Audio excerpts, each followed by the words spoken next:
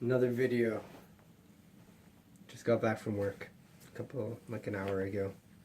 And I think the time is like 8 o'clock. Or I got home at 8, so now it's around 9:15. And, just ate dinner, played piano. And I wanted to shoot this video because I was reading a book called Influence by Cialdini, and it was very interesting. I was reading a chapter about commitment and consistency. There's a couple of stories I wanted to share. Two off the top of my head, we'll see where it goes from there. So in one of the stories, Cialdini is talking about his own experience where he was basically duped. He called himself being a patsy because he got taken advantage 2 times in a row by toy companies. So the story is he has a neighbor, and so they're probably same income level and everything. But what happened was that he never sees his neighbor, except for this one time. Or he sees his neighbor at a toy store, and he never sees his neighbor, except coincidentally, about a year before, he saw that neighbor at the exact same toy store, looking at the exact same toy as him. And this was about a month after Christmas, January/February. And it was funny because he kind of joked about it with his neighbor, saying, "Oh, fancy seeing you here. I saw you last year. What are the chances that we saw you again, or I saw you again this year?"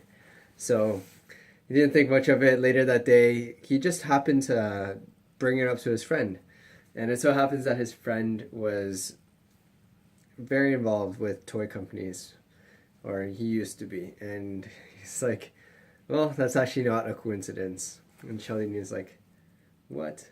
Tell me more." So he said, he listed out the facts basically and said, okay, well,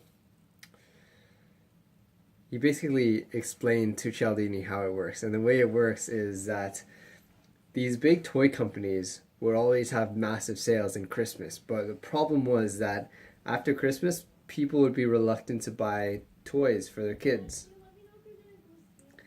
Now, they were reluctant because they already bought toys during Christmas, so they were reluctant to spend even more money. Now, where am I going with this? So, because of that, wow, I can't believe something as small as that just. That's why I'm doing these, to practice. Anyways, the toy companies. Oh, this is basically how the toy companies would trap parents, because and raise sales during the after seasons of Christmas. So during Christmas, they would run advertisements, like a lot of advertisements, hyping up this toy that they have, this product. And sure enough, when the little kids see it, they would run to their dads and be like, "Daddy, Daddy, I want this toy. Get it for me for Christmas." And so the dad goes and investigates Cialdini.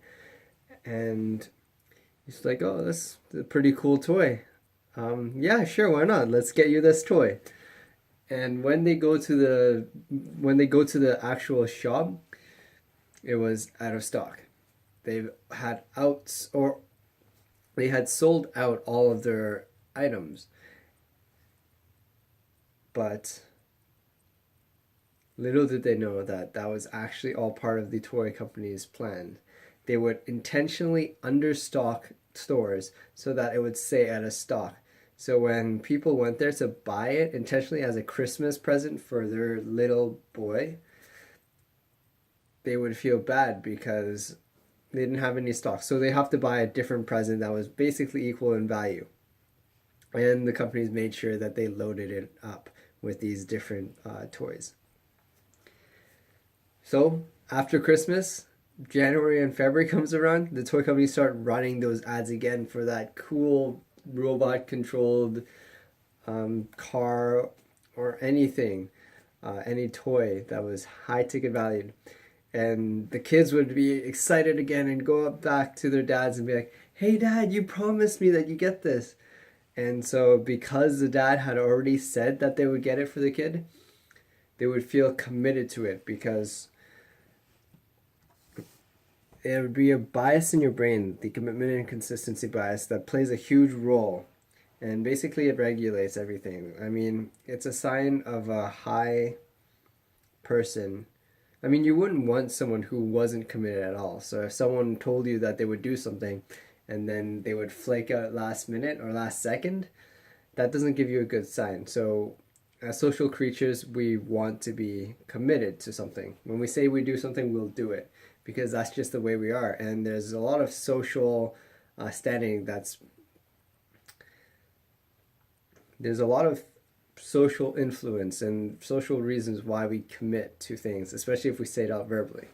Another big example is when America went to war with China and they became prisoners of wars. What the Chinese government did was convert a vast majority of them into believing communism is good, and sometimes not even necessarily that America should do it, but it's great that they have it in China. And the reason and the way they got there was commitment and consistency. See, they got the soldiers to commit to small, seemingly harmless phrases. Not only say it out verbally, but write it down. Things like, America is not perfect. Seems harmless enough. But studies show that once you make that decision, once you've made that public and written it down, not only would they get them to write it down, they would get them to say it to public peers and announce it over the PA system. Little things like that. And as soon as they get hold of you, you did it of your own volition. That's the important part. There was no outside thing. So what you start to do is you start to trick your mind into thinking that you actually believe that. Because when you don't have any outside reason for it and you come up with it yourself, seemingly, then your brain doesn't like the dissonance of not knowing where it came from. So it makes up the reason that you thought it up yourself, and you start to build beliefs in that. You start building out the table legs that support the table. And that's what they use to take advantage. It's small. They start out very small with those seemingly harmless sayings, and they ramp it up to people actually on the government side and ratting out other prisoners that are escaping. They had very few people who escaped, and they did it by rewarding few people with like a couple cigarettes or a piece of fruit. So, and that was the smart part, because they didn't give huge prizes out. Because if you give out huge prizes, that's like an escapism for them. For the prisoners of war. If it was like $2,000 or whatever, freedom, then the prisoners would believe that the only reason why they ratted them out, or the only reasons they wrote testimonies or essays supporting the communist country, China, was because of the external rewards. When the external rewards were just a few cigarette butts or like a piece of fruit, well, it's not that much, so that's not something they can say that that's the reason they wrote it. The only reason that had to be was because they actually believed it. And they did other little things too, like they would let the prisoner POWs send mail to their family, letting them know that they're okay. And they knew that they filtered out these mails, they read through it, and to play on that, they knew that to write a letter that said that they were okay and that maybe communist wasn't so bad. And knowing that if they added a little bit about communism and good things about communism, that their letters are more likely to go out to their families. little did they know that that was part of what China wanted. The Chinese um, generals, they wanted them to write it down so that when you write it down, it becomes more tangible. It becomes more, you put more effort into that. So you start thinking that what you wrote is actually true. And that's really important. That goes along with goals. That's why scientists say to write down your goals, because you put in a lot more effort in writing down the goals so that you really hold yourself accountable to it.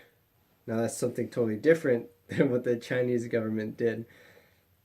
But what they did was psychological warfare on the prisoners of war. And this was way more effective than the brutal, hardcore tactics that other people have used, usually torture tactics and those blatantly obvious ways of trying to get people to become more obeying.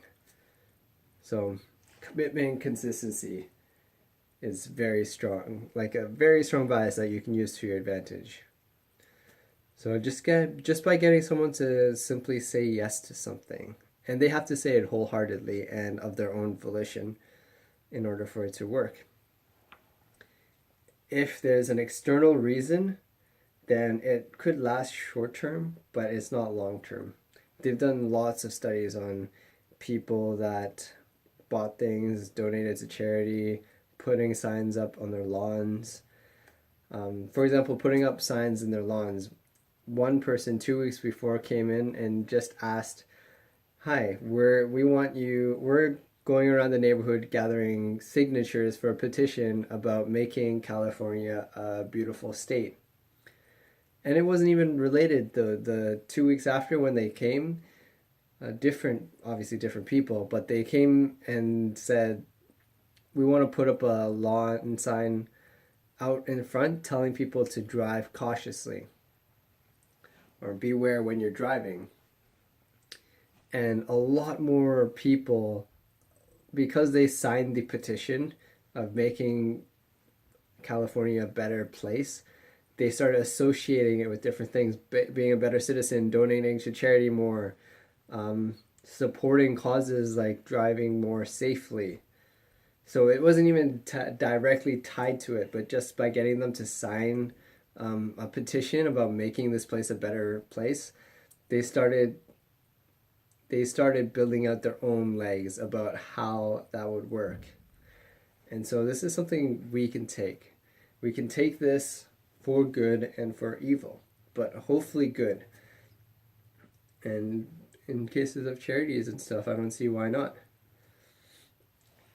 Using these Jedi mind tricks, like, I really hope I get to the point where I'm able to draw from these instinctually. Gandhi said there's 3 levels of learning. First is listening, second is understanding, comprehension, and third is instinctual. Right now I'm listening and comprehending. Hopefully, with enough time, it becomes instinctual. So there's a lot more different bias that we can talk about. This one made a huge impact on me, commitment and consistency. I thought it was fascinating, and especially the way that the Chinese government used it to their advantage. And yeah, that's such a good bias to even just be aware of. I'm learning about these things. I'm 22. We'll see where I am in 20 years. I mean, I only started this journey about 2 years ago. And this wasn't really planned. I wasn't planning on showing or bragging or whatever. These are the books I've read. Most of them. These are the books I haven't read. Minus Awaken the Giant. I've read that. I've read 50% of these books. I've read all of those books. And then this is my nonfiction. Or my fiction, sorry. And you can see as a kid, I read quite a bit. Actually, my sister has like 2 or 3 of my different series, but it was like Percy Jackson and those kinds of books. Anyways, this is the setup I have, by the way. This is what I use to film. These are my medals from high school. Quote board. I haven't added to that in a while because I've actually worked in an office now, which is cool. I have a standing up desk that I've made shift. It's basically a desk and a bunch of boxes stacked up until it's like level, so I can use it as a standing desk. Anyways, don't know what to classify this. I'll call this con um, consistency and commitment bias / journey to success. I don't know what number it is. 72. And thanks for watching. Oh, that did not work.